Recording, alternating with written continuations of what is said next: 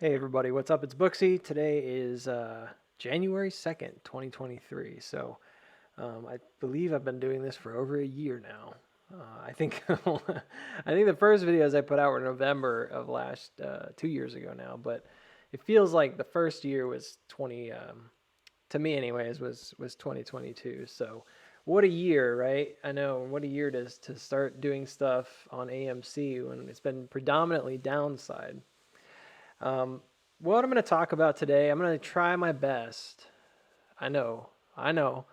Trying to make a video short, not my my gifting, but I'm going to try my best to kind of run through the setup here and talk about not about like every little thing that's happened over the last several weeks, not about every little thing. I've already done videos that are updates on those. The last video I did, I really just reposted a stream.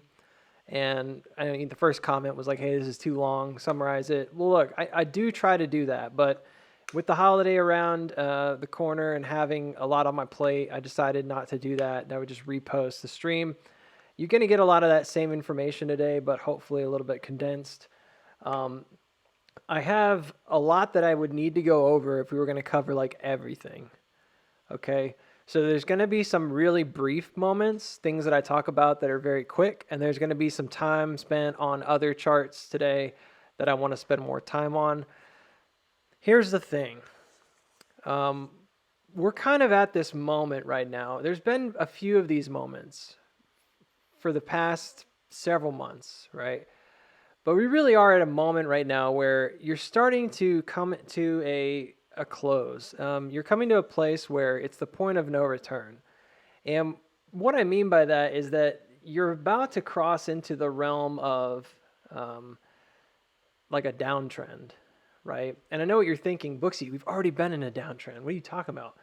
Well, actually, that's not true, because if you look at the entirety of the stock, it began in 2014. It headed all the way down right into the COVID drop, and then finally took off in 2021. This is AMC on the whole. Well, if you'll notice, this initial part would have been constituted as a downtrend, right? As a downtrend. There's no way, and I'll show you in just a minute, there's no way to draw this downtrend, right? According to like where these are, to the place where we have like that we didn't break out. Like we did break out of it. In fact, we went up and made an all-time high. So for now, in order for us to consider like, well, where is AMC on the macro, we really have to look at what's the uptrend. There's a couple different ways that you could define the uptrend. I think it's defined by this particular angle here, and that we're basically approaching the bottom, which is I've been saying is 260, which happens to be the 786, which makes it a very, very clean and very simple to understand uptrend channel. And then I talked a lot about in the father of all charts how each of these markers, I've done this in several videos lately, that each of these markers, and you can do a fib channel if you want from the peak over here in roughly 2017 up to this particular peak, up to the peak back in June. And you do that and then go all the way to the bottom here. I don't have that line on the chart right now, but go all the way to the bottom and you'll see that it's in fact really clean. These are walk downs, like a gigantic fib walk down, and then it does the same thing again. All right. So not only is it a really clean 786 retrace on the move, not only is it coming down in the exact same manner that it did a la the father of all charts video that I did back in this region, but in addition to that, it hasn't really ever come back to retest the macro downtrend. So it established an uptrend, I believe, that goes to 260. And that would be like one thing where it's like, okay, there's an uptrend. The bottom of the uptrend is 260. It just so happens that that basically coincides with the retest of this macro downtrend that AMC was within from 2014 up to 2021. So we're going to get into that a little bit today, but I'm going to start with the master fractal sequence. So I'm not jumping around on purpose. I'm just trying to establish that right now we're coming into a very critical area. So it's very important to have as much information as you can possibly have. Now is not the time to be lazy and not do the due diligence, okay? It's literally a time of, uh, you know, make or break. Like it's going to decide a direction, perhaps something pretty magnificent, perhaps not. But we're gonna do our best, right, to examine all the angles. And one of the things that I hadn't really touched on in a while was this master fractal sequence, because really what happened in August kind of threw me off, and it threw me off the trail of like what was supposedly happening here. In my mind, there was never going to be a breakout that did not involve, like, of this master fractal, right? So there was never going to be a cross right here on the sine wave, if you're looking at where my mouse is pointing, that didn't involve coming over a macro downtrend. And I know what you're thinking, because you look at these two charts and you're like, well, wait a minute, Booksy. This is not a downtrend. This is basically an uptrend. So why were you expecting, if this is an uptrend, why would you expect it to break out? You know, if this is all part of or found within the same channel, why would you expect it to break out when it's just riding up a channel?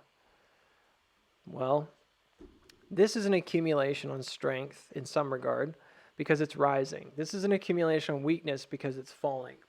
And I know people think that because the stock's going down, it's not accumulating. But look at the OBV, right? Check out the OBV on the 4-hour. Check it out. It's got a massive divergence, right? There's a lot of accumulation that's going on. Individually in these ranges, there's a lot of accumulation going on, just like there was here. Anyways, back in August, when it popped up to here and it didn't continue to break out above the macro downtrend line, I'm talking specifically about the logarithmic chart, I sort of hesitated to say that I thought we were here or here because in my mind, I didn't see this move happen. In my original anticipation of this, I was thinking that this has to come back to some kind of center liquidity, right? There's no way like it could just kind of meander down. And, you know, it's kind of silly thinking about it even now, and that wasn't that long ago. It was back in August. But even now thinking about it, it's like we have evidence everywhere on AMC of S-curves, and we're going to get into that today. But S-curves don't abide by that rule. They just don't. They actually will often come down, they form like a base, and then they drop hard, and then they reverse. That's it. Like, that's what they do. And in the middle, you always have like a cattier section, and really what that is it is the bridge. But in my desire, maybe to see the stock move up, or just in some ways, just to see it go back to that center liquidity, which has still not really been explored up here. We're talking about from like $12 up to $20. It just seemed like it made sense that it would eventually have to come back up. Well, that didn't happen in 2020. It actually happened during the markup phase in 2021. And so again, for the longest time, I was kind of like, well, maybe this was the bridge action right here that was occurring, and therefore this is all part of a gigantic bridge. And so therefore January is this Mark 6 area right here, and I still think that's the case. But what's odd to me, I suppose, is like when you consider that this is actually part of a markup where you're actually going from an all-time low all the way up to an all-time high, right? That's essentially changing the direction of the stock. This is not what comes to mind, perhaps, in this move. This looks like something that would be more range bound, that wouldn't have this particular area in the middle as the low. Well, we found that over the year that there are instances where that middle bridge can be the most volatile region. It can be the lowest region. It's not typically the lowest, but it can be. And then at the same time, depending on like the direction of the stock, what happens on the right side here can be very different. So without further ado, look, I went back this weekend, well, not this weekend, but before the weekend, and I went ahead and charted this, and here's what I'm seeing, okay? In the short term, meaning by short-term macro, meaning short-term, long-term, right? In the shorter macro term, which I believe starts in January, that's the peak here. I think it's very clear to me that the peak happens to begin, and you can kind of see if I move this over a little bit, how I've been lining this up. that this is essentially your peak and then your cat ears. Okay. Remember, this is rising, this is falling. But if you consider that and you say, okay, whatever, one of them's going down, one of them's going up, one of them's going to present itself like an S curve, which by the way, this does if you happen to know how to measure it correctly, right? If you start from the same spot, like this S curve comes down here, this one does this, and we'll get to that like in a bit. If you look at it that particular way, it's like, okay, I can totally see it, right? And it's almost painful, like how clean it is, like this peak, right? And then into the cat ears, the drop in, right? And then all the stuff on the bottom gets a little confusing. But here's the kicker, is this particular area, right, during Mark 6 that has the push-up usually comes back within that kind of arc that's occurring before it comes back down to test the bottom arc or the bottom area again. What this area represents is essentially like a big old double flush. Like it goes up and comes right back down. It doesn't always go lower. In this case, again, because it's going down, it does come lower. But that's essentially what it is. That's exactly the same thing that happened here. We went back up right here to retest the top range to see if we were going to go back up. And in this case, we went and retested the top range and then distributed low. We weren't going to go back up. But the rest of the schematic follows. It does a really good job. It lays it out there. Now I'm on the weekly right now. And I'm going to have to be jumping around some time frames. But basically on this time frame, as you can see, we essentially were right here. We're like, we already came to the Mark 7. That was in August. And then when you're coming down, we just created this bottom. You can go examine it. It's got the exact same kind of general shape. And then there's even a 3 top over here that we created before we drop down. So the rest of what we're expecting to see is basically the end of Mark 9. It's essentially just a chewing up region and then a pop and then a drop. And if you want another way to look at it, it's just an S curve. Like that's all it is. I don't know why I just messed that up. It was a pretty clear and obvious S curve to me. It just doesn't want to make it. Thinks I'm doing something wrong. That's an S curve. That's really all it is. Because this middle section presents itself, if you pay attention, it actually looks just like this, right? Which looks just like this, right? All of this is just a gigantic shrinking down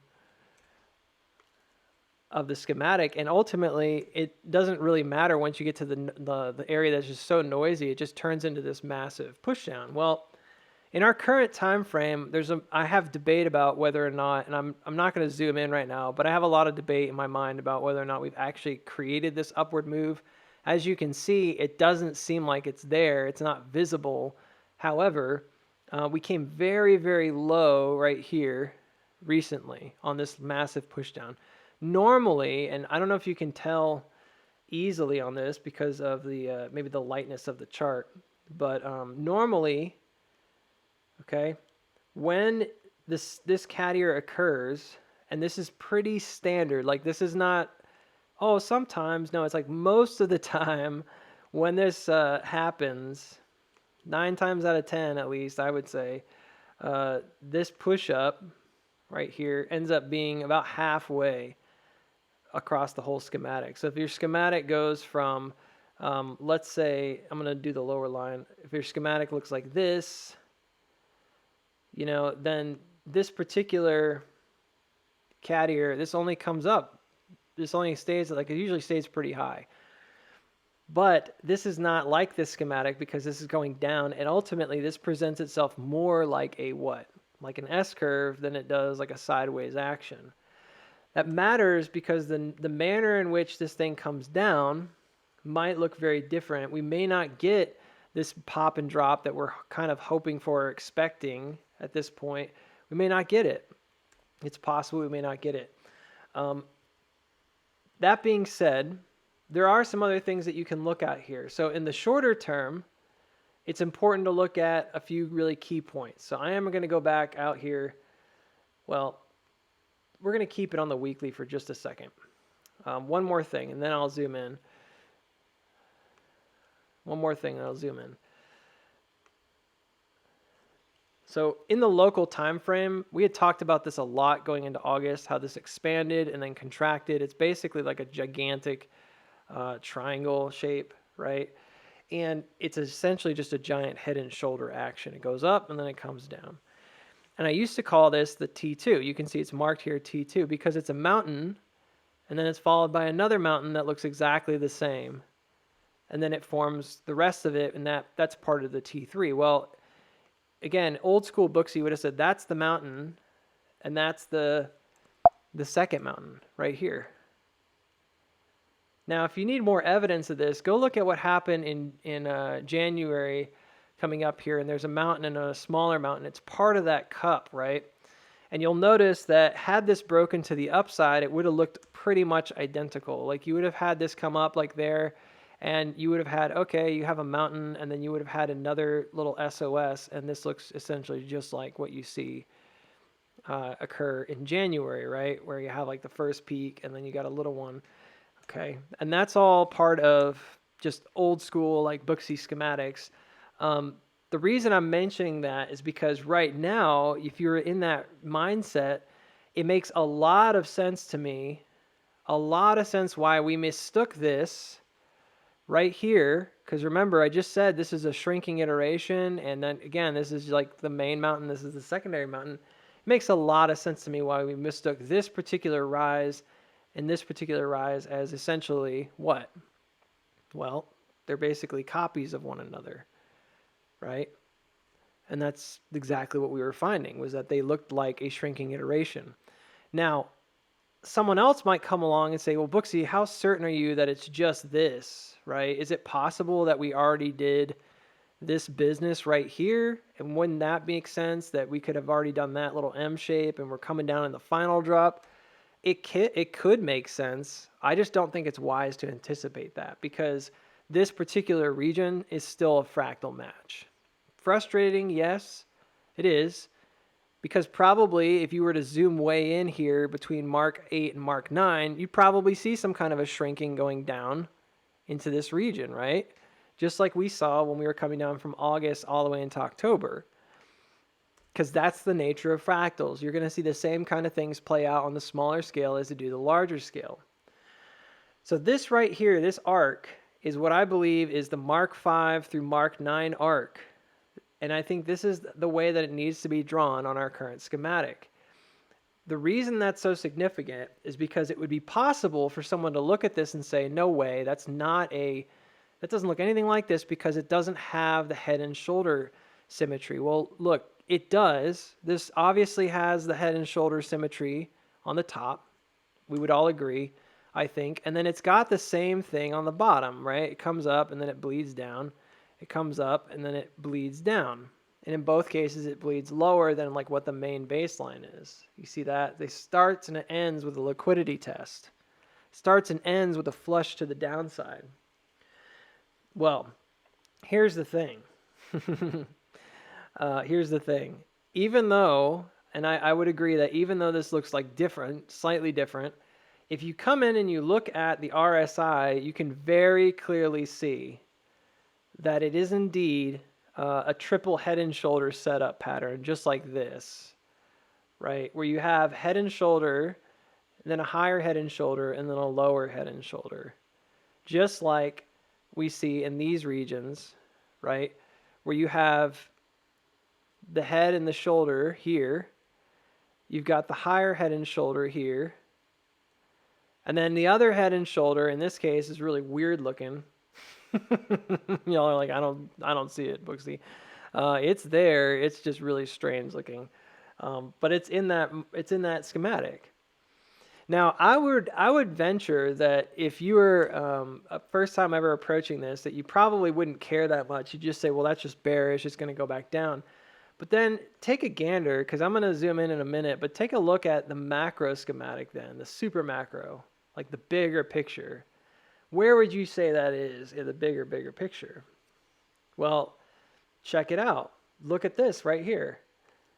There's another head and shoulder pattern just like the one we're experiencing on the micro. And it's right here. And so this little guy, which is a big head and shoulder made up of three smaller head and shoulders, is also happening, right? It's also happening here where you have head and shoulder right there, head and shoulder. You have a head and shoulder right here. And then, of course, you have the head and shoulder that this belonged to, this little line that belonged to over here. What is that, Booksy? What does that mean? It means it's nested, right? And it also means that this entire region, so this small region, is a little version of this much bigger region right here. And that tells me a lot of information because that tells me on the super macro kind of exactly where we are as well. And on the super macro, it's almost more obvious, right? Now, I'm not going to draw it out like perfectly for you right this second, but I want you to try to pay attention while I'm like talking about it because I'm going to try to walk you through it really quick. And then we're going to move on to looking at this a little closer up, and then we're going to move on to another chart. So check it out, okay? Start here around the Mark 5. Just consider this a massive sell-off. And consider the fact that the way this guy started was with distribution, and that's exactly what this looks like. It looks like it starts with a pump up, right? Just like this, pump up into cat ear distribution, and then just a long period of like markdown. And if you didn't like that, you could still look at this and say, maybe it's really stretched out. Maybe this is the 1, 2, 3. This is 1, 2, 3. Who knows? But just check out how this is this long downward motion. And then notice what happens when you get to the very, very bottom. And remember what I said a minute ago, that when you look at this region and this region, there's a lot of comparisons. Well, obviously, I'm going to draw that comparison right now because that's what I'm saying it is, okay? But this is essentially like what we're seeing here on this lower time frame. Notice this particular move, and I'm going to delete some lines really quick, and I'm going to be flipping back and forth because I have to draw an extra line here. But I want you to notice a couple particular moves here. So number one, look at the move from this bottom area up to the top, right here. And now I want you to consider what was going on in this time frame. And again, this is like what I call like the master fractal from here to the top. And I want you to just observe how this started with the what? Started with a nosedive, ran up, created a top here. In this case, it comes really, really low. But you can see that when it comes down, there is a bounce out here that occurs. Then you get the pump up. You get a massive move to the upside followed by a big back move back down. You get the rest of the run up here, and then you get the remaining portion of cat ears here. This whole section between Mark 6 and Mark 7, I think, is all part of reaccumulation, and it's just occurring during the push-up. Notice that where this comes to, right, is back to what? Exactly that previous supply zone, which just so happens to play out exactly the same way, right, on the super macro or on the giga. You see this? Ignore the fact that this guy pokes out above and all that stuff. We know that that's part of this, all right? There's other information in here that's really small. Some of this might be compressed, whatever. The point is the main secondary move is right here. It leads you up to the top, breaks above what was established as the supply, all right? And then just continues on after it breaks down, comes to the lower portion, and then does what? Well, it creates another like run up at some point in the future, and so on and so forth. In this particular area right here, you can see this is like the main like automatic retest right there, or it's one of them. It's actually much lower than the way I just drew it. It's like down here. Okay. Now I know it's different, and we have to consider that they're not the exact same because obviously this is coming down. Okay. But take into consideration what we talked about earlier. Even if that were confusing, you're like, well, I kind of agree. It did come up, made a new high here, just like this made a new high, and then it started selling off. Are you saying all of this is all part of a right side as well? I just made that argument. I said the same thing. I said it's essentially like all part of the same schematic. We're looking at this as the right side, and then all of this would also then be a right side. All of it. All of it would be basically from Mark 5 to Mark 9, but specifically this June down would be Mark 7 to Mark 9 here. Okay, on a super macro scale. And again, it's kind of like, well, what proof do you have of that? Well, we obviously know, because we've seen it, that this is all gigantic shrinking that's occurring. We've seen it. We've already mapped it out. I did a whole video about the gigantic shrinking that's been occurring this whole time. That's completely normal, right? That's completely normal for this schematic, which is exactly what it is, right? It's just a huge shrinking, right? That's all that's happening. So it's the same thing over and over again. It keeps dwindling down to nothing, which is what we already did. I already showed that in the other video. I'm not going to do that right now, okay? There's a whole video about the shrinking iteration that was going on up until October. Now, I was wrong about that outcome, but the shrinking is still there. I'm not throwing the baby out with the bathwater. That's still a thing, okay? Now consider that, okay, cool. Well, if that's the case, shouldn't you be able to find that head and shoulder thing that you just talked about? Well, we already did. I just showed you. It's 1, 2, 3 here, 1, 2, 3 here, and then 1, 2, 3 here. And it's all there. It's all present and accounted for. So again, even though on the giga macro here, looking back to 2020 to now, you wouldn't necessarily guess. I mean, I've kind of guessed for a while that this was probably your June area, right? I think in older ones, I said I thought this was on the macro. I could pull out some old charts, I suppose, from like way back saying, I think this is where we are and we're just doing all this stuff. But look, consider that, then consider where we are on the smaller time frame, and both of which are saying that you're basically coming to this point. If you're right here on the macro, then where are you on the giga macro, on the biggest one? Well, you're basically in the same spot. The only thing that's really missing here is a more macro move, because you can see the 1, 2, 3 is already present. You don't need to come up any higher than this one right here. That's just recently occurred, than this October, November move right here up to December. Because look, that's the peak. So you already have 1, 2, 3 on this side.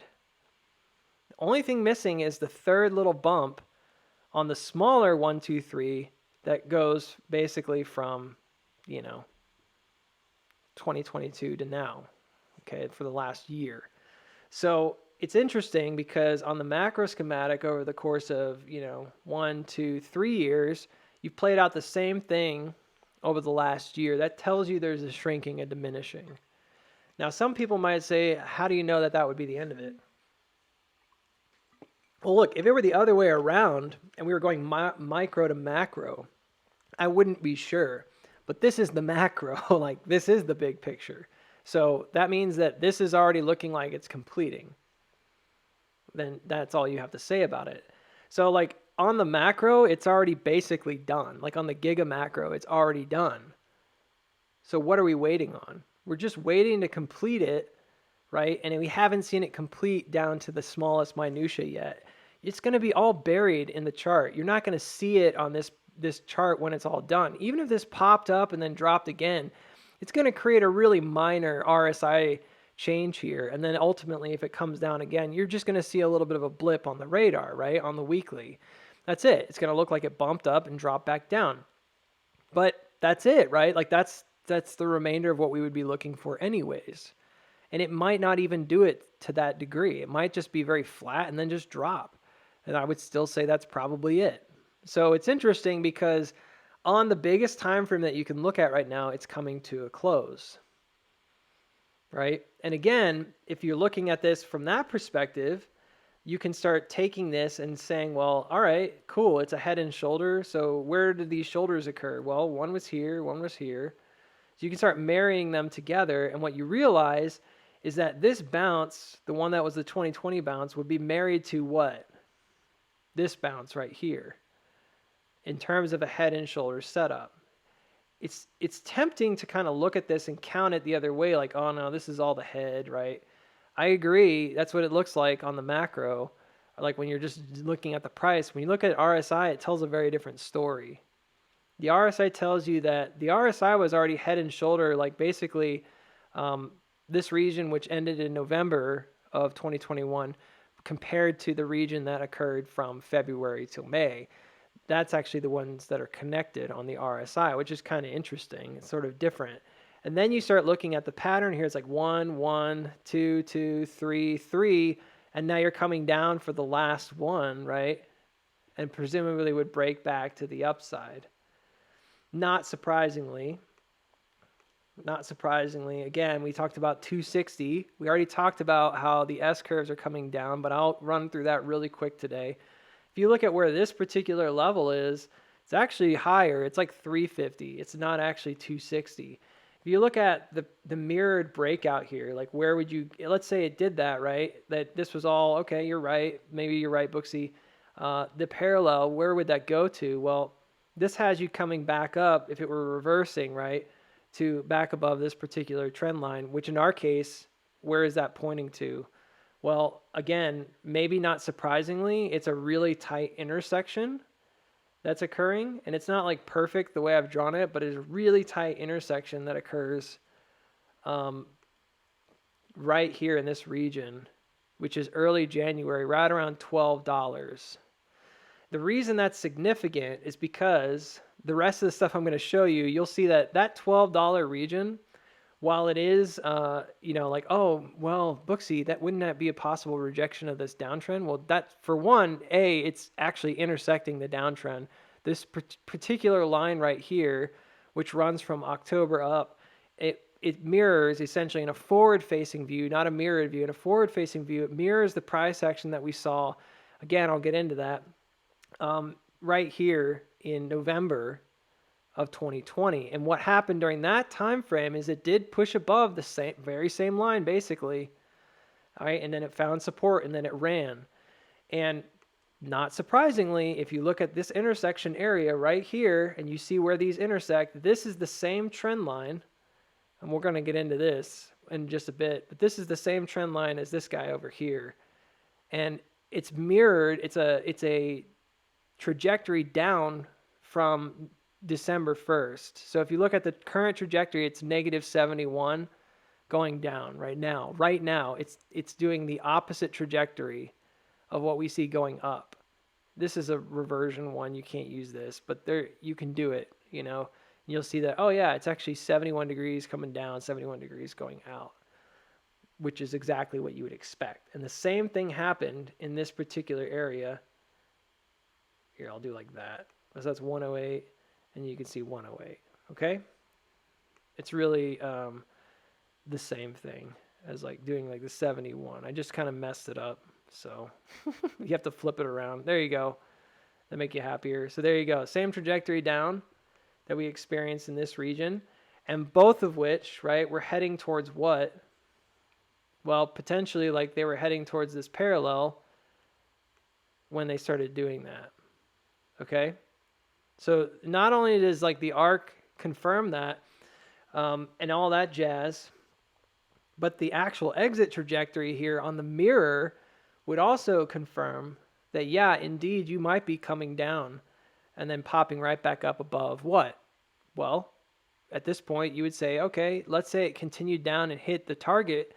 It would be up where? It would basically be at $15 or $14.30, which is mathematically right where we want to be because that places us above the downtrend.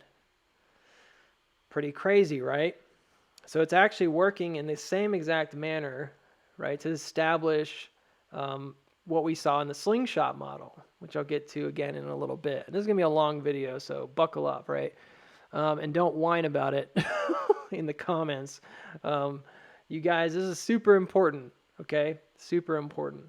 There's one more thing I'm going to touch on with the master sequence, and then we're going to like move on to the other charts. So the last thing I want to touch on here, look, it's really hard to tell what's going on down here, but I know it's a spring bottom. So I'm gonna have to just say that I'm pretty sure what it looks like probably looks something like this whole area or something. Like it's gonna be a smaller version of everything you've experienced. It might even look just like this on the bottom. Just like this. It's very possible, but it's gonna happen in a way that's super skewed. All right, and honestly, there's not really much else that could be said about it. All right, until it happens, because we're just not going to be able to know until we see it finally occur. All right, And what I'm looking for, though, specifically, typically will look like something like we saw in March of last year with the bounce and then the rising accumulation, the upthrust with the final drop down, and then it goes. The same thing happened in 2021. All right. It's basically the same thing we see, the final accumulation before all of our runs occur. All right. Now, from this point, what I'd like to do, if it'll let me, I'm trying to get my cursor to like zoom in, but it won't let me do it. Yeah, it may not want me to do that. Well, anyways, I was going to make a point about something, but I'm going to go ahead and just draw it up like this. Basically, the next thing you would do is you take a look at these cat ears, and essentially, like everywhere they appear, you'd want to sort of triangulate where they're going to. You find out, if you're doing it carefully, you find out that, yeah, they do. They go towards the trajectory that you would expect them to go towards. Okay, you're just messing with me now. I don't know what's happening there. Well, that one's working out. They go towards the trajectory of the final spring bottom. We talked about this. Each one of these is, in other videos, I mean a long time ago, each one of these is a cross, right, of the creek. And then finally get to the last one, you have to go retest the bottom. And each of these is a price resistance, and they're basically all sine waves. And we talked about sine waves, how if you take a sine wave, and this is going to look really bad, but you take a sine wave and you draw a line from top through halfway up the next amplitude right here, that you should get the bottom, and all mine's all wonky. And that happens repeatedly, right, on the stock. It also happens to the upside. So you can continue to do that and find out like, oh, that's where, the middle is, and that's where the next top should be. And that's why you can do stuff like this, where you use the hook, right, where you use this base and this hook value to estimate where you would try, basically where you might hit a peak when this comes back up. Because it's the same idea, right? You can see it's doing the same thing over and over and over again. Just like on the downside, it's doing it to the upside as well, where it's coming through and retesting, coming through, retesting. It's creating a framework basically for how it's navigating. And it's just doing a shrinking iteration the whole way. And what that accomplishes is it completely fills out all of the accumulation that needs to happen in that area. Now, within this, there's a whole lot of traps and all kinds of crazy stuff that happens. But that's all it is, And I know that sounds like, oh, that sounds super simple, Booksy, but you make everything so complicated, blah, blah, blah, blah, blah. Look, it's just a sine wave that's shrinking, and each of these represents the crosses that are occurring. So when that thought was kind of like bouncing around, I was like, okay, I need to figure out then how then this should work out, on the macro, and how we should be able to triangulate it. Well, I did a triangulation, and the triangulation tells me not 260, but it does say 312 or 330. Here's the thing. That triangulation of 330 doesn't have to be the lowest point, because technically speaking, when you go in the master fractal and you really do it as best as you possibly can, you find that oftentimes what I found is that basically you end up with something like this, where it comes like slightly below maybe where you were expecting. And it usually does it on like one or two candles. It's not like this really long-term thing. I think it's just part of a terminal shakeout. So it kind of hits a place and recovers, probably a previous target that it wanted to hit, right? And then essentially recovers, and where it leaves from, and that's the most important thing, there we go. Where it leaves from is it does finally leave from where you triangulate to. And again, this is kind of tricky for me to do like on the fly. I had this drawn out earlier and I think I deleted it. But basically it leaves right from like the point of triangulation when it finally takes off. So it's not to say it couldn't come down to 260. It totally could. But it will more than likely then leave, and this is a very tight line, as best I could draw it. It doesn't look like really tight here, but I made it on a smaller time frame, okay? And it would more than likely leave around like 330, which means 330 would be confirmation for that exit. In addition to that, if you look at the macro schematic, y'all are like, oh, here we go. If you look at the macro schematic, there's a trend right here. And this trend, straight up, no joke, it's like right there, leads right to that point. And you'll notice that that's actually where we took off from way back on like I think it was May 6th or something, right? Way back. We took off from there.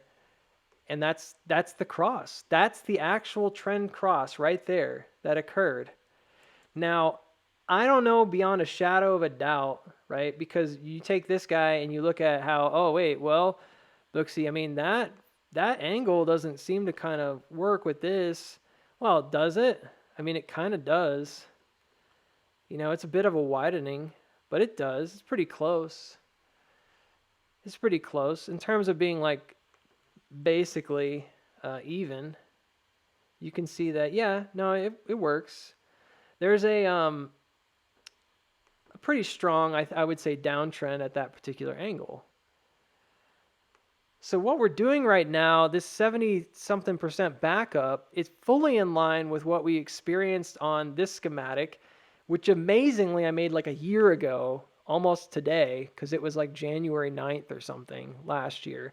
This schematic is still at play. It's still working. The hard part about this has always been, where the heck does the rest of this part occur? And I always thought it would be higher, and it didn't. It couldn't be higher.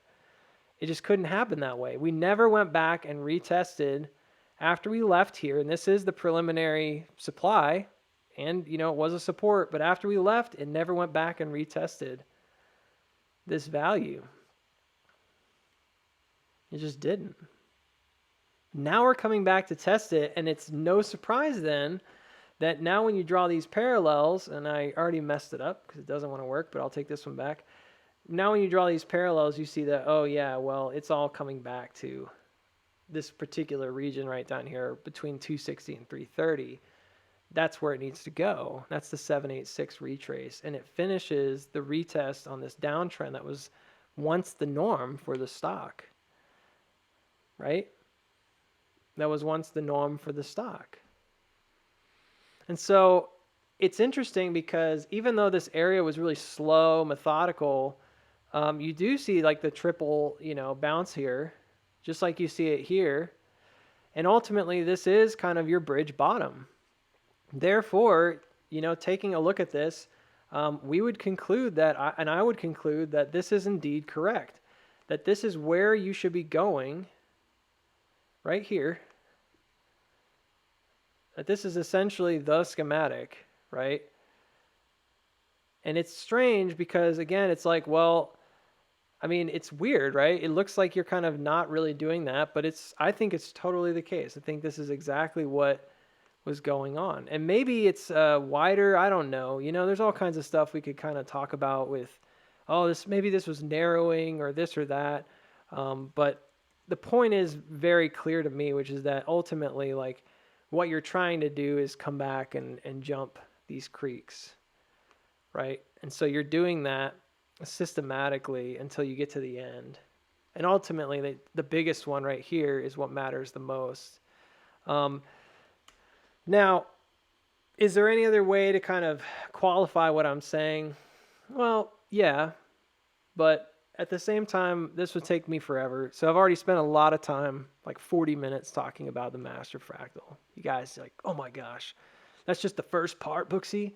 Yep, pretty much. That's just the first part because the rest of this requires a little bit more charting, something different. So this is the mathematical S-curve. What I'm going to do is collapse this time here. Let me get rid of that one. And what I want to do is just show you that mathematically, like everything right now that we've been talking about is all lining up. So here's the chart that I made. I shared this on Twitter and I shared this on, maybe I didn't share it on Twitter. I shared it on the Discord. This is a really significant chart because this is the mathematics behind the S-curve. And it comes from a bit of a different place. You'll see I have that downtrend in place, and I think that's the main one. There's another one that goes lower It's really similar, and it's the one that hits off that January, whatever I called it, May 6th bottom. I believe it's right here. Yeah. So it's different than the other. This guy. It's slightly higher. There's more than one here. All right. There's more than one. Those are the two main downtrend lines. Okay. Now, all that being said, let's take a look. Here's the basics. This is the 101 of an S-curve. The S-curve chart is a little different than the other one. And a lot of the stuff that I did on this chart, I put out in a recent video because I discovered some new things about these kinds of bottoms that present themselves into S-curve formations. They're basically there to like slow the movement of the stock. And what's crazy, even crazier about all this, if you didn't think that was crazy, is now we can go back and look at this and we see that this is all a giant S-curve that established trends into a pop-up S-curve that then would possibly find support and deny this lower range, as this is no longer, this is now demand, basically. This is where you're going to see some massive stuff occurring. Now, it could pop and weasel its way back down. I know that's a possibility here, but I'm going to talk about because I mean, who knows? The market might still be bleeding out for another like 10 months. We don't know exactly what's going to happen. It's always a possibility that you spend time in this lower range for a while. But here's the thing.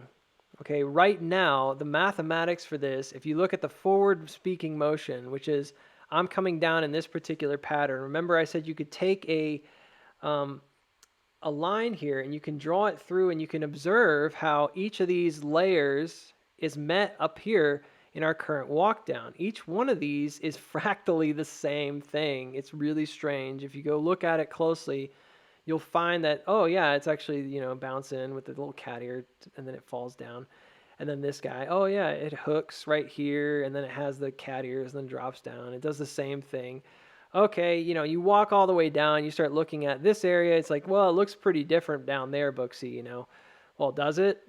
The only major difference here is that this came really low, right? And this particular guy right here stays very much within the range.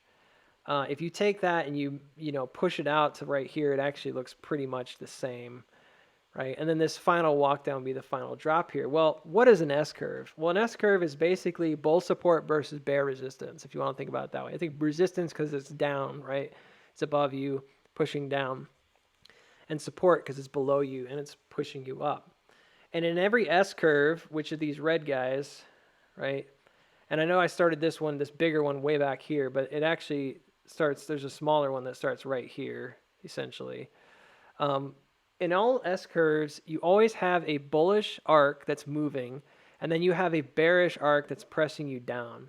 And what happens is that you get to this midpoint, and the bullish arc, which is a trajectory that's trying to get you back to a previous supply demand zone, we'll get to that in a minute, is ultimately, it's always going to try to get you back to retest.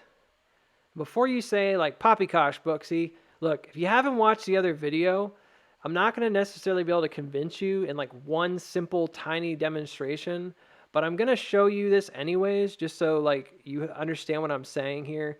Here's an S-curve right here. I've used this a lot. It's a simple example. All right, I'm going to do it like this. There's your S-curve. There is a very, very clear, y'all are like, no. Yeah, there's a really clear bullish swing here that's occurring, okay? And the bullish swing is trying to basically create a bottom. Now, what's even crazier about this is if you zoom in and you look at this on the smaller, on this time frame, I'm sorry, not zoom in, but if you start charting this downward, this is basically like, oopsie, the 50% line for the whole downtrend. So it does this often, these S-curves you'll find are created on these like 50-50 markers. So it's like halfway down, they're finding support. Which way do the bulls want to go? Well, they want to go out and up, right? They want to go out and up. And there's moments here, and you can draw parallels. You can draw this like, like this. There's not really like one way to do it. What I try to do usually is I try to find it's usually like the second peak here to the next peak. It's this area right here. I think that begins the S curve. Anyways, the point is, there's a lot of nuance to it. I did a whole video about it, but here's the main gist of it. When it finally breaks down, regardless of whether you think it's here or you think it's like down here or whatever, okay, you'll note that the distance that it pulls away from the curve ends up being this like mathematically perfect like 50-50 marker to the top that it makes. And ultimately, even though they pulled away and broke down, they still came back. They still came back to this top. So which way did the Bulls want to go? Well, when they hit that 50-50 marker, where would the Bulls want to go? They want to go back up to retest. So they're going to aim back up. Which way did the Bears want to go? Well, they want to go down, right? They want to go down. And so therefore they create this downward pressure, right? This downward movement. Yeah. And so here's the competing forces. Now, what occurs here is that basically you form an accumulative range, and ultimately it comes down into an exhaustion, which is a spring, and then it pumps all the way back up to the top, and then it distributes again, and then it starts it all over again. And there's another one here, and yada, yada, yada. And this one doesn't deviate as far, but also does the 50-50 slingshot. The point is, every S-curve that exists is always a bear versus a bull. It always follows this same pattern, and ultimately this goal right here will be met if sellers exhaust, right? You'll come back, you'll do the retest. So now with that in mind, right, you come back out to the chart. I'm going to do the 4 hour instead of, just to get a little more grit on there. And you can see that, okay, cool, yeah, I get it. Here's where the breakdown occurred and the bounce out. That is pretty similar, right? Came back, retested, broke down. And then at this particular point in time, it retraces all the way back up. It finds support here, and then it runs all the way to the top. It ends up being the main momentum, right, for the move. Well, our S-curve is very similar. Like, here's that ear, right? We talked about that. This is your S-curve down. If you don't like the way I drew it, you can always kind of like narrow it down. You can kind of take it out to the outside here, and you can see that, yeah, okay, I get it, man. It's totally there. I don't think this is something that you could probably debate, like that this is more than likely very, very solid. And where are they trying to go? Well, bears want to go down to retest this particular cross. What is that? It's a parallel, right? It's a parallel line that comes down from here. It's basically a creek cross that we created by hitting the peak here in the buy button removal. It just so happens that that also coordinates very, very closely. It's not perfect, but very, very closely, right? So that's the main downtrend. You can see it here. And this is ultimately, like, when you look at it, check out where we came back right there. So this peak that was created in August 20, when we came back and did a pullback, yeah, we hit this. Get it? That's like another S-curve to the upside. But this is ultimately like where we landed. Okay. Well, all of these are coordinating, and they're creating for us a target region, and that target region being basically between $260 and $4, or $260 and $350. Okay. And presently, you then have to say, well, where does that breakdown occur? Well, use the same logic. Take this line right here and look at where it came from. This creek cross, right? The depression that started this really was just after the breakdown of this particular line. What is this line now to us? Well, this line now to us is 850. It happens to be the highest traded region on all of AMC. It started creating that back in 2017. So consider that back in 2017, this was being created as a kind of floor area, right, which this S-curve then uses to break down. It breaks down right here. Where was ours? Ours was way up here. And we broke down what? $21. Why does that matter? Because that was the original supply zone for the stock. Oh, yeah, that kind of makes sense, because you would be wanting to come back up here. Well, Sure, that might make sense, but it has to mathematically check out, right? Okay. So then what you do is you look at the downward arc. You say, okay, that arc needs to come back up and retest this area. And this is what you get. That, oh yeah, it totally does. It looks like it comes down. There definitely is a bowl shape here. You can see the price movement. Even if you want to, like, again, adjust this out and say, oh, it's actually really, really steep or something like that. I don't think anybody would look at this and say, yeah, there's not a bowl there. It's pretty clear. I think it's very clear. And I think a lot of people would agree that, yeah, you could totally see that as like a kind of a sine wave that's not catching and then rejecting and coming down. Well, that's where we reject and come down. Okay? It's happening. It's happening. Now you might be saying out of fear, and I completely get it. Well, why not just pump up here to like $9, right? Or $10 and then come way back down again, Booksy? Why not do it all over again? Well, the truth is we totally could. And I can't tell you that without any doubt in my mind. I can't tell you with any perfect certainty that we couldn't do that. We could. It would be a bit of a mess, but it doesn't really align with a lot of other things that we're looking at here. And I did a check. All right, and I guess it just depends on where this goes. If this bounces low, it doesn't come down and make that low, and it bounces, it's possible. It's possible that we get screwed. But here's the thing, and this is a big thing.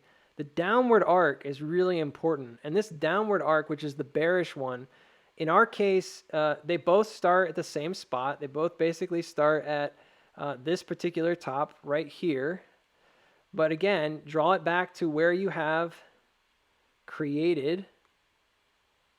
Where did that breakdown occur? It was way back up here at 850 on this chart, right? This is where like the bearish arc would be at play. The resistance coming down. This is where it hit, and this is where it kept, and then it goes down and down and down. It doesn't actually break this downward arc. And y'all are like, why do you keep moving your stuff around? Well, because stuff gets moved around in different time frames. It doesn't break this arc until right here, until the LPS occurs on the final little bottom. Our arc is actually much cleaner, and I don't think it's easy to argue that this arc is not this narrow. If I'm wrong, then the arc is something like this. It's very, very wide and slow. And that would be a pretty huge, like, oh man, that's like way off kind of thing, right? And then what? You know what I mean? Like, then we have to go back and reevaluate all of this stuff. Yeah, that would stink, right? That could be possible. If it happens, we would probably, again, reject at like $9, and that would be the end of it for now. We could spend the rest of 6 or 7 months coming down, or 3 or 4 months coming back down here before we move again. It could just be a peak into earnings, and then it comes back down, and then it runs up again.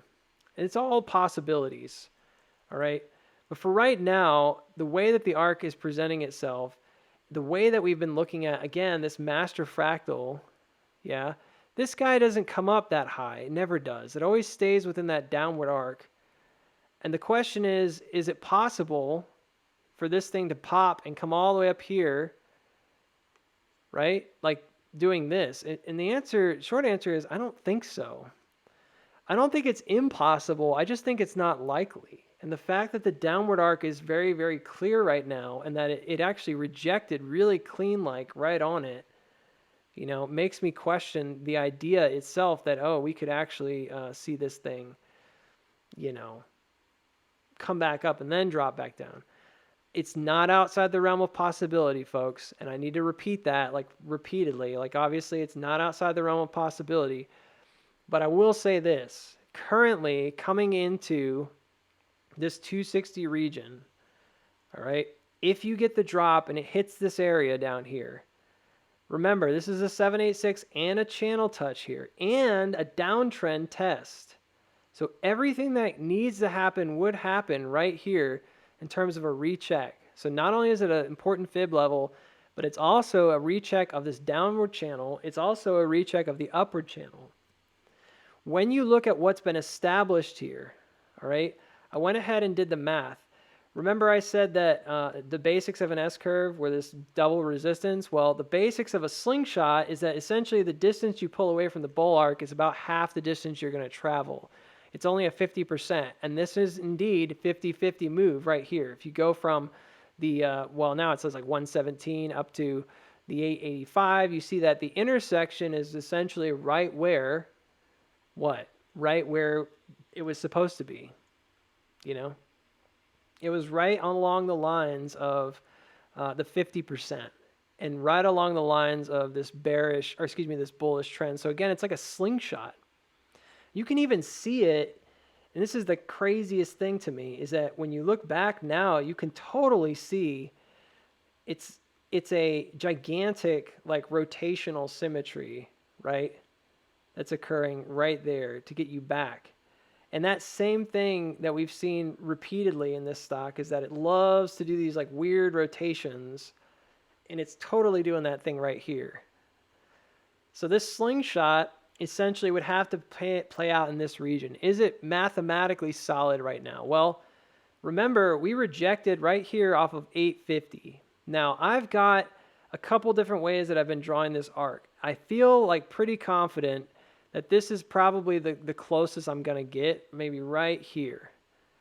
And oddly, like, yeah, this went below, but I kind of think like this whole area might be a much tighter arc, you know, in some regards. Like maybe this doesn't come up all the way. Maybe there's another way to draw this, blah, blah, blah, blah, blah. Okay. I don't know for a fact, again, exactly where this arc should be. I think that this 850 area, based on everything we know, and based on also the idea of the mother of all charts, which is that this is a shrinking iterative walk down, that you crossed over, right, a price resistance here. Remember we talked about this just a minute ago? Well, when you cross over this price resistance right here, what's created is an M cross. It pumps up and then it drops down. It does a shrinking iteration right here in this lower region, and then it comes out, and then it starts another shrinking iteration to the downside, which then comes lower and eventually breaks out. The same thing occurred, if you look at this closely, notice that this particular guy is a right cat ear of this whole section. Well, what else is a right cat ear? You know it, it's the whole thing, right? This whole area is also a right cat ear, right here. All right, now I know it's weird. Again, it's kind of a hard thing to think about, but this is the right cat ear of this guy. And then, of course, the whole thing, right, is a cat ear. So this is a cat ear section. This is a whole cat ear section. Blah, blah, blah, blah, blah. Who cares, Booksy? Well, it matters because what occurred here is the same. You have a pump up right here that retests the line, and then you have what? A shrinking iteration before you cross over. So the same pump up, and this is the mother of all charts, that this area is the same as this whole area. So this little bounce with the pump up and then the shrinking iteration is this bounce with the pump up and the shrinking iteration. That's the mother of all charts, and it is there, and it shrinks down right into like June 24th. Then it starts moving to the upside, and you get the top right here. In this case, the top is going downward, not upward, but it's still there. It's still there. And as a result, when you come down, you should have this kind of midway point. What is this midway point? Remember, the midway point right here isn't exactly midway, because remember, this is your 50% marker. Okay, cool, Booksy. So that's 50%. That leads you up to like the halfway, and then you go to the next part. That has to make sense right here, so we're going to have to look at that in a minute. But what about this area? You said that's a 50%. Well, it is. Oddly, and I can't see it, there's a pullback that occurs on like March 23rd. And oddly, when you take that pullback to this top value right here, the pullback that occurred on March 24th, and you go to that top value, when you take a line straight over, you'll see it's actually right on this like cat ear. I kind of fudged it just now, but you can zoom in and do it. It's right on this edge on March 4th. Therefore, the pullback that occurs on this lower spring rising accumulation is exactly enough. It's a slingshot move to get you to this top, which then consolidates around the 50%, which on the bigger picture is also like a 50-50 swing, remember, around what? That bullish arc. So what's wild is that the amount that you pull back, there's two different markers here. And on the shrinking iteration, that's what you want to see. Well, we think this whole area is like this whole area, right? We think that this whole area is like this whole area, so on and so forth. Well, notice where 850 is. We've already talked about it. It's a really important marker here, okay? But roughly 850 is essentially like the highest traded region on all of AMC. It would then make perfect sense that that would be where you would have a breakdown and then you would do a pullback away from where you want to go. Now, let's say we took off tomorrow at $4. At $4, where would that lead you? That leads you up to $18, potentially. Potentially.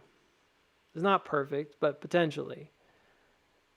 What's even more so crazy is that if you look at that and then you draw it back down to, let's say, the lower portion, let's say 260 or 255, and you drew it up to here, you'd be like, oh, well, that would take you to 2848. Where is 2848? Well, it's right around the area where we broke down way over here in November. Okay, cool. I like that. Well, here's the thing. Remember that it's the pullback value for this particular marker. So what I did is I looked at where would this need to confirm, and it was like 380, and that's the top of the line. We actually made a support right there this past week. We made a support right at 380, and it coincides with the macro test across this major cross trend here, which I think is one of the cat ear lines coming down. And it's a bearish arc breakout. So it leads you to the outside. If we were to come over there after coming down, it would lead you to the outside of this bearish arc. That value, when you pull back, right, at 380, that would be the pullback value right here. And if you take that up to the halfway point, it's roughly $19. All right. Well, here's the thing. When you go from 380 to 2180, I think I just did this wrong. This 850 region is halfway, which is exactly what you want. So, I mean, I'm kind of like spitballing. I didn't mean to write 380 there. I think I meant to write 330 or something. There's a particular area, anyways, I don't know where it is now. I'm kind of throwing myself under the bus here. But basically, this leads you right back up to this upper area where you would want to retest. And then, just like we did over here, I know this exceeds it. This goes too far. So I think it's actually okay that this would come below here. But this essentially takes you right up to this region. All right. And then, essentially, from 380 or 370 in this case, the way I've drawn it, up to 20, that whip around would be enough to get you up to basically this upper area right here, which is now a new high. The same thing occurred here. This would be your breakout, right, from the downtrend. Well, where do you consolidate? Well, again, if you go from 260, let's say hypothetically you did hit that 260 or 255 area, all right, and you run all the way up to, where is it? The top of the channel from this point forward, and you do it along that trajectory, remember? So the trajectory starts here, assuming this came all the way down on this trajectory. You have to come all the way down on this trajectory, hit 260, and then go all the way back up. If you go to where that intersect is at the top, and you measure that whole move, the midpoint here is like $16. It's like $15.99 or something, the way I got it the first time. Why is that important? Because that's this value right here. And that value right there was established back in August. And if this is like this, where it's crossing over and creating a new bottom, crossing over, creating a new shrinking iterating bottom right here, just like it did in that region, the argument was, hey man, it's the same. You're basically going and doing the exact same thing on a larger time frame. What would need to happen in order for that to occur? Well, you would need to basically have that arc created. You can see that goes to like this little leftmost part on this foretop. This goes to the leftmost part on this foretop. And you can see that that's what I'm talking about. Like, it's kind of crazy because when you look at it from that point of view, and I know I went low here. I went to like the whole thing. That would be actually comparable to us doing this. Sorry, I screwed it up. Basically like that right there would be the same. But this cross right here results in what? A breakout and then a push down beneath. This results in a breakout and then a push down beneath. You get the idea. It should be like that, right? And you can see the similarity between the two. Okay, now that's not a guarantee that you're going to go back to the upside, but what I am saying is right now, based on where we are, it looks very similar to what we experienced back in 2021. The math is checking out. It gets you into the region that you'd want to get to. We talked about the layup value being over here earlier, which would again get you right up to here, which is the intersection of this upward trend. It's the intersection of this arc. It seems like it's the right value for that. Ultimately, it gets you to underneath 21, and not surprisingly, that's like the 50% between the whole channel is like right in this area. Excuse me. Where did that happen before? It happened before right here. It was the same thing. When we did the layup value right here and you go to the top, look at where we landed. We landed right underneath. Surprise, surprise. We landed right underneath this particular supply zone, which is 850 now. We know that, right? We landed right underneath that supply zone. It's the 50% value is not actually 850. If you go to like here to 72 and you look at the trajectory, hey, it was drawn up there. The 50% right here is $7. What we just talked about this is right beneath, right here, right? It's right on that marker, right on the bottom there before that final breakdown. Where is our bottom? Before our final breakdown, right here. It's this value right here. This is the bottom that correlates to that. Here's the double top. Here's the double top that goes through it. And then it breaks down, and then this breaks down. Y'all are like, I can't see anything, Booksy. You got too many lines in your chart now.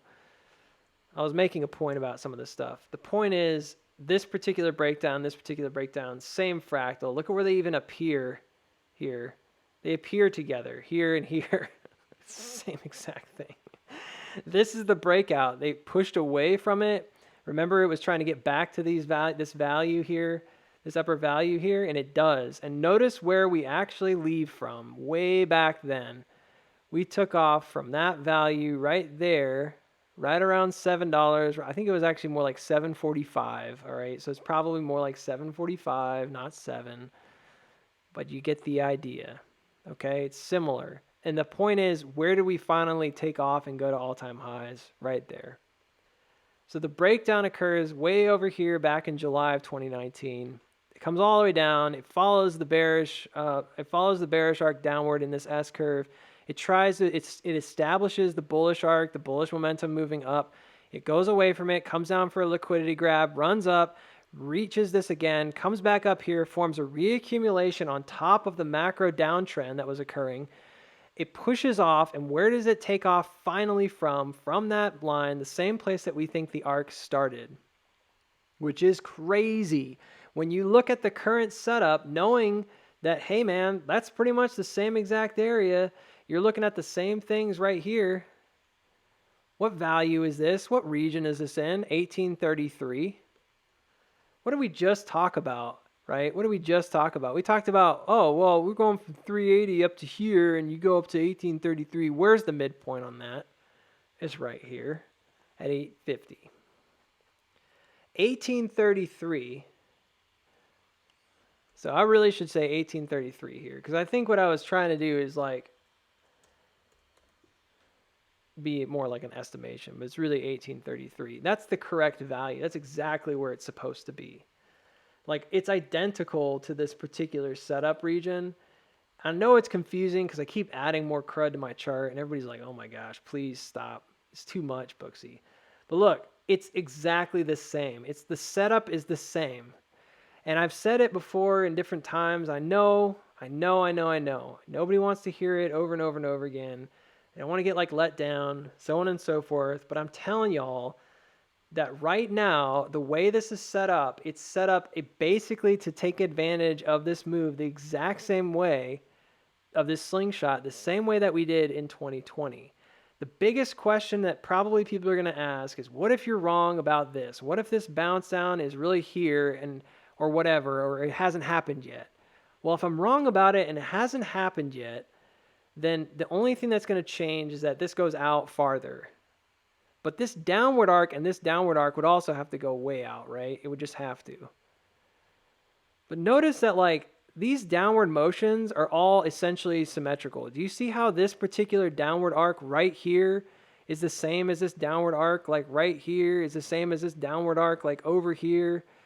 Like these are concentric movements that are occurring. So no matter what happens, even if this only pushed up and you're like, oh, great. So you're saying it's going to push up to like right there, you know, and then it falls down. Well, look, if that happens, it happens. There's nothing I can do about it. You lose this momentum here. But I'll tell you this much. If it ends up being this move where you get these crazy hyper push-ups and then it starts coming back down again, we're going to go to another low, but you can trade that. And then what? Then it's going to do all this jazz that it didn't do earlier. What doesn't make sense, though, if you look at the big picture, is that what doesn't really add up, ultimately, is this mathematics don't add up as well if you have the bounce out and it occurs way later. Essentially, you're having to say, like, well, it didn't happen that way, therefore it's going to have to be, like, later. Okay, what does that really change? Well, it changes a couple of really important things. The first thing it changes is that, obviously, it would adjust the nature of this push-up. And even if you took it down, like let's say it happened, I put 240, I don't know why. Well, it would have to be like lower, right? Because it's going to come lower to test something that's lower. If it's taking longer, it's going to take a longer time. It's going to come lower probably. If it doesn't get the retest now and it needs it, it might even be below the 786. So that's a big deal. The 786 right now is right along this particular line at 250. Maybe that's enough. So let's say you say it's 250 instead of 255 or 260 or whatever. Okay, cool. Where's the midpoint for that? Well, you know, now if you look at 850 where it broke down up there, it doesn't quite add up, you know. Now it goes like way too high. It comes all the way up to here. And y'all are like, well, maybe that's in line with what should happen because that's kind of what happened over here. It went way up to that top peak and I can't tell you for sure, but it looks like it would run to $30, maybe even like $35 if that were the case. And then it would just rocket back down and it would have to come back down and test this creek. And that's the thing that's kind of getting me right now is I can't understand, like you look at where this peak is right here. It just came back down and retested perfectly on the cross trend, right? Well, this is all we've got. And like the farthest up that you can draw it, it basically lines up with the all-time high and what happened in August. It's pretty much right there. That intersection right now looks pretty solid. It looks like it's intersecting right where it should be. But if it took it way out here, then that push-up no longer makes sense. You know what I mean? Like if you push up and come way back, then that 50-50, right, would have to be much lower. It's kind of like you'd basically be saying that wasn't the actual breakdown and that has to happen like over here or whatever when it hits the top at 10. Okay, this is where I'm getting into the really way out there stuff because we don't know what's going to happen yet. But this is what I've been saying about the possibility of pumping and dropping again, why it doesn't seem as likely. Like if we did pump and drop, I would think it would need to be like now. Like pump and then maybe you see another drop now. But I can't imagine it going all the way up to like $10 or $10.50 or something and then coming down later. And this is why, because should you do that, then this is basically where your arc is now. And y'all are like, so why does that matter? I mean, can't you just like come up here and hit the top way up at 10.50 and then come way back down? Well, sure, I guess you could. But if that were to occur, what would we think? We'd probably think that was the actual breakdown. And now your arc is like super hyper extended.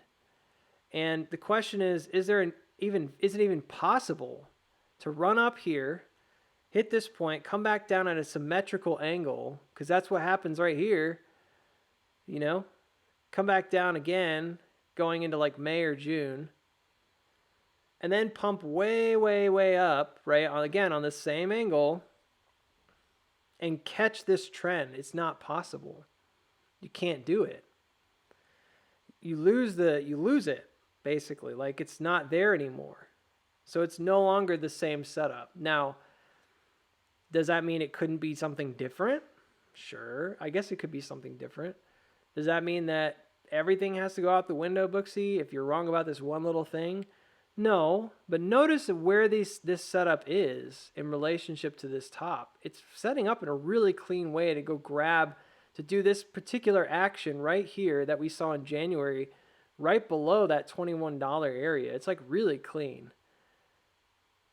And as it stands, like, there's not really another way to do it, right? You can see how this kind of like doesn't really jive as well, perhaps, setup wise. It's not like it's a horrible thing, like the end of the world or something.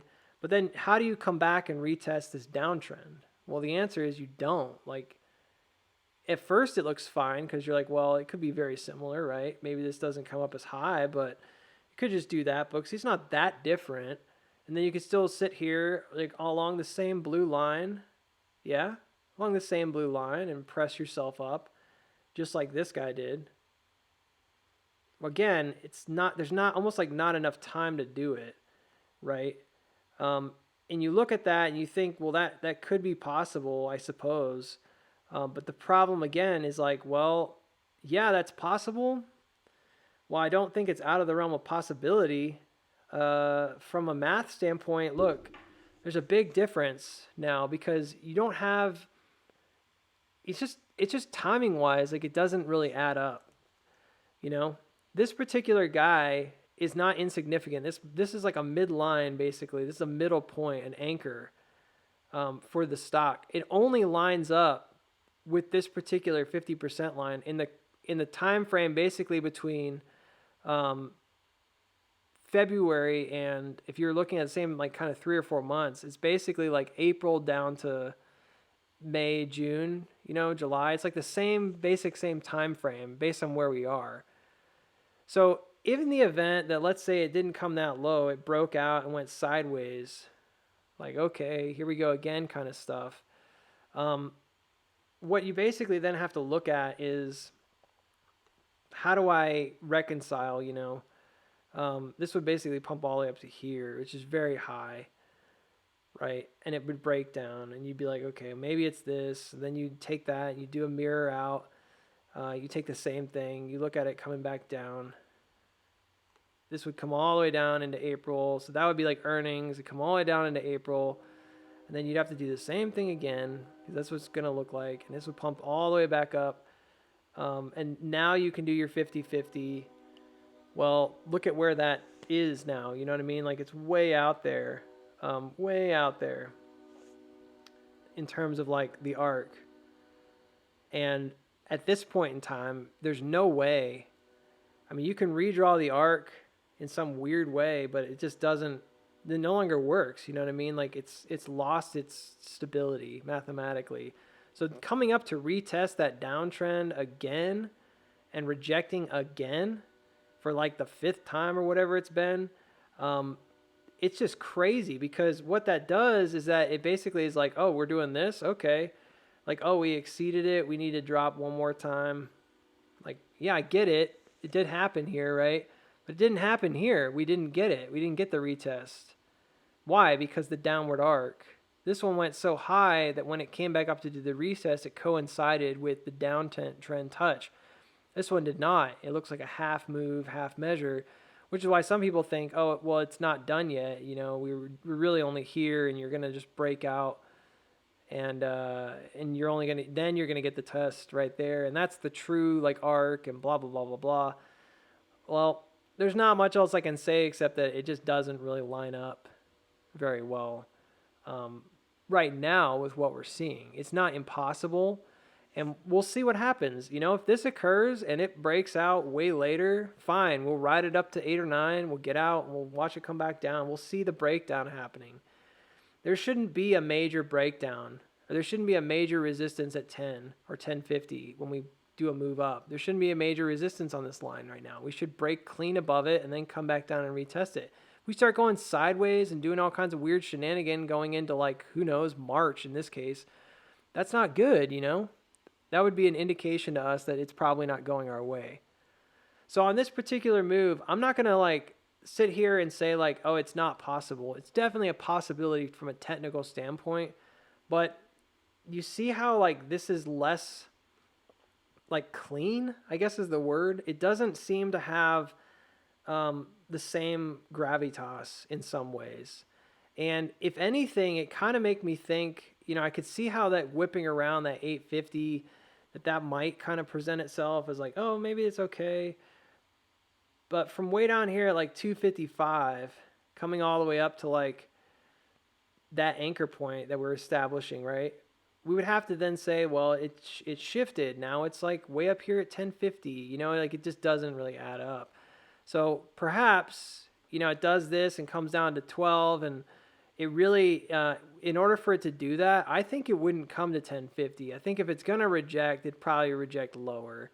And that's kind of where I was kind of getting at with this whole like 1050 thing, is like I almost can't imagine it coming back up to retest unless it just took forever, like way over here or something, you know.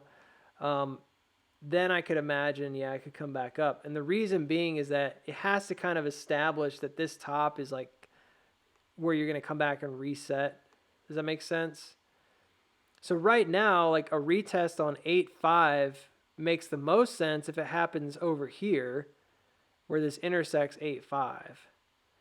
And then look at where it is. Well, there you go. It's the same top we already had. You know what I mean? Like this gives you a really clean break above and a pullback that gives you the retest right where you want it. Yeah. To retest this creek value, which is ultimately what happens here. So right now it's set up mathematically to give you like a really clean move, you know, to this high, which then retests the value here. It's a really very simple thing in that regard, right? The problem is that if you wait forever, it's not that it's impossible, it's that it creates a conundrum of repetition. Like you're just repeating the same things. And ultimately, like, yeah, I mean, is it possible? Sure. I mean, it's all possible because the shenanigans that this market can pull, there you go. There's your other thing with your other cross. I mean, it's the same idea, but it's sort of redundant. It's like you've already hit that marker and done it. So why do it again? And in this case, you can't like easily come higher, you know, when the time that you're given. You might rally to like $8 or something, or $9 and then come back down. But it's hard for me to believe you come all the way back to the top here, unless it's just like a really quick like boom and then back down. And then you start tanking to the lower side. And I would say to that, okay, but then I'd be really confused about what we just talked about with the master fractal. There's a lot of things that would change. I'm not quite there yet, right? I do think that the schematic is setting up almost identical to the way we see it, how it appeared in January. The timing's very similar to, I don't think it means it has to happen. I just think that it's mathematically really solid right now. And the way in which this thing is presenting itself right now seems to me to give you a greater amount of, in my opinion, gives me a greater amount of confidence based on where you would want to see this thing sort of set up, push to the upside, come back down, you know, retest, do the little, you know, shindig where you come back around and then come back up, you know, and be done with it. It has like the necessary parts already. So if it happens again, look, I'm sorry. If it happens again, there's nothing I can do about it. It happened again. I think from my point of view, it looks to me like this is that first move down right here. You get the push up, you get the triple top area, it comes down. You get the triple top area, it comes down. I think that probably it's good enough. And like that's what it is. And then therefore when you come back to the other side, just like you see in the other example, you're probably going to have some kind of weird rotational symmetry that happens. So remember we talked about over here, there was a rotational symmetry that occurred.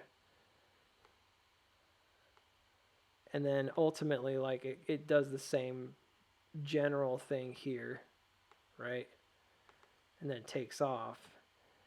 And that, for me, for now, looks very, very close to what we would expect to have happen right in this area. Right here. Okay? Granted that we don't have every single piece of the puzzle, but we have, I think, is what I think is enough, you know? Like, it's basically exactly the setup that you want. There's nothing really wrong with it. The only thing is the question of what happens here at like 850 again. And I think that would change the dynamics. So currently, are we mathematically solid if we were to drop down and check that $3 area, that 250 area? Yeah, it's really, really solid. I think anything down here, to me personally, is a buy. Even if you don't think it's going to go beyond 1050 right now, anything in this area is got to be reactive. I mean, it just has to be. There's a massive S-curve. It's got the same exact mathematically, the same exact kind of setup that we saw in the previous, region here, the way that this happened. The only thing that's kind of different, the main thing that's different is perhaps like timing. We don't know for a fact that it's going to do 1-to-1 with what happened last time, but it's very, very close. Like the timing seems to be very similar, right? Very same like, and ultimately if it's similar, until it's not similar, there's no reason to suspect that it can't work out very similarly, like the same way, schematic wise. It can work out in a really similar manner. Which ultimately would lead you to essentially conclude that, yeah, it's totally possible that all this is contained just like there was here, and you break out to the upside. Everything would happen in the same general manner too, and that makes a lot of sense to me. Like it's really clean, it's a very clean, simple setup in that regard. And right now, it's only presenting itself that way right now. Like I don't feel like it's as clean 3 or 4 months down the road. It doesn't mean it couldn't happen. It's just not, it doesn't seem as clean to me right now. So I'm still looking for downside. I'm still looking for that move. I don't think we've got any yet. Now this video has gone on for like an incredibly long amount of time. And at this point, you're probably thinking there's no way this guy has more to talk about. Well, look, I could talk about the liquid gaps in the low range matching this area, the liquid gaps in the high range matching this area. I could talk about previous all-time high supply acting as support. In the future, I could talk about the markup values, how they're basically identical. If you look at the markup value compared to the area down here that we're experiencing right now, it's essentially makes sense because, again, it's a trend. But then looking at that 786 level down here and how that now basically is the difference between the bottom to the 786 is essentially the same percentage as the markup value that we incurred back here. It's an even keel markup. And if you look at where we are currently when you go to 260 and you look at that range and you say, okay, well, let's say it ran from like 255 all the way up, the same amount way up here to like $98. Is $98 the same markup value? And the answer is a big whopping yeah, pretty much. It is. So what's crazy about this is that based on everything that's happening, if they were to take it from 260 up to 98, it seems impossible, I know. I'm sure it seemed impossible back here that it would ever come up to here as well. But if they did that, it's actually just same markup value. It's just a massive range. And it's the same markup value, and it could basically rinse repeat. Now, I don't think it's necessarily going to rinse repeat. I don't know if it's going to happen that way. But it's essentially the same markup value. It's not actually that much. It's only like 106%, which is a lot. But if you look at the nature of like, hey, this is the direction it's going, if that happens, cool. The only other possibility in my mind is that it's a much lower markup value this time, and it happens to be something along the lines of this, right? This is entirely possible because if you look at the original like trends of the stock, they're not actually as steep. They don't become steep. Like this looks like the direction the stock was headed, doesn't it? It looks really similar. And so therefore it's like, yeah, it's possible that this is not going for that market value, that it's only going up to this channel top, and it might just be kind of teasing it out, and we may only see $40 or something like that. I think that's enough for a lot of people right now. Might not be enough for you, but it's enough for a lot of people. And even if it marked up to that particular point in time, it only came up to, let's say, I don't know, $58 or something like that. I think a lot of people would be like, yeah, that's pretty cool though. It still happened. And then the case might be that some other folks might say, well, yeah, but Booksy, do you think then that it's going to come really, really, really low? Like it's going to come to $1.75 and then go up to, yeah, I mean, it's possible. Like there are some things that don't add up. You do not get the same, clean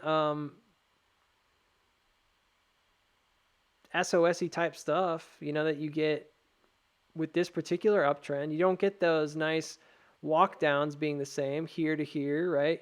You don't get the S curves being the same. It's just not the same. It's different. Is it possible to measure it, the same way? Sure. We would have to change the schematic. I guess what I'm saying is that like there's some things right now that I'm going to go back and be looking at over the next several weeks, but I'm not really ready to speculate on it just yet. I really don't feel like it's wise to do that at this time. But yeah, it's possible. And the thing is like I would be willing to bet that it's either or, and I don't think it's like it has to be one or the other kind of thing. More than likely, it depends on the market as a whole. And if you look at the values here, yeah, that's the 786 Booksy. But what if it goes lower? What if it's going to do this long thing downward? Well, $2 is the 854. If it bounces out to 10 or whatever, and then it starts coming back down, maybe it takes half the year. Maybe it goes till next year and it goes down to $2. Okay, that would stink for a lot of people, but maybe that's what it's meant to do. Like that's when I say meant to do, I mean like maybe that's the area in which it's going to go if it just continues indefinitely, and bleeds down slow. But right now it's already got to the place where it's crossing over. If it comes to that, we'll deal with it, right? We'll make money on it. Like that's the thing, right? Like we can trade that. And if it comes down to $2 and it takes till March of 2024, it takes another year, okay. That happened. You know what I mean? Like we'll deal with it. And at that point, yeah, eventually it's going to break out and go. But it's already now sitting on what I believe is one of the main cat ear lines. There's another one slightly blank. It's like it's sitting on it right now. It's already got all the things that it looks like it needs to have. It just needs the last push and drop. Like it's already there. So I'm of the opinion that I don't really think this is something like timing wise that is really, really off. Like I think they're hitting their markers. You can see that both of these have like a slight run and a peak right here. Slight run and peak and then run up into earnings. Right? Both of these have like a little run up into earnings, and that to me is a really big deal. I think it signifies what I think is like a repetition of fractals as well. Like they're still moving it on a bit of a time frame here.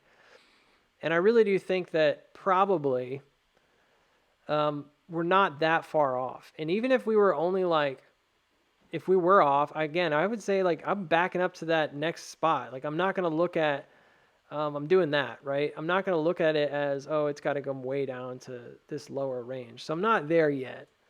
Okay, math-wise, things make a lot more sense on the higher trend. Yes, market liquidity-wise, I'm sure there's going to be people that are going to be like, no, that's never going to happen.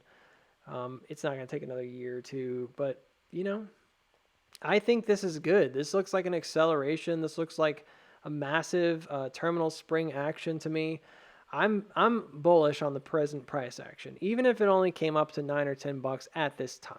Still bullish as all get out. Now I'm I'm actually going to go ahead and stop because I think people are going to be really mad when they see the length of this video. Um, it is what it is, man. Like I had some other charts I was going to kind of show off. I might not go into this. Like this is crazy right here. This is basically the same exact thing. There was one more I wanted to talk about. This is not the one.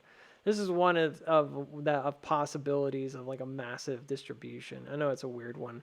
I'm not going to get into that either. But basically, the last thing I wanted to go over, I don't know where it is. So I guess you lucked out. Yeah, I don't know where it is. So I guess you lucked out. I don't have another chart right now. I wanted to talk a little bit more about APE and AMC plus APE, but we'll just leave that for another day. Anyways, I know it was long, but I hope you guys enjoy, and I will talk to you all later.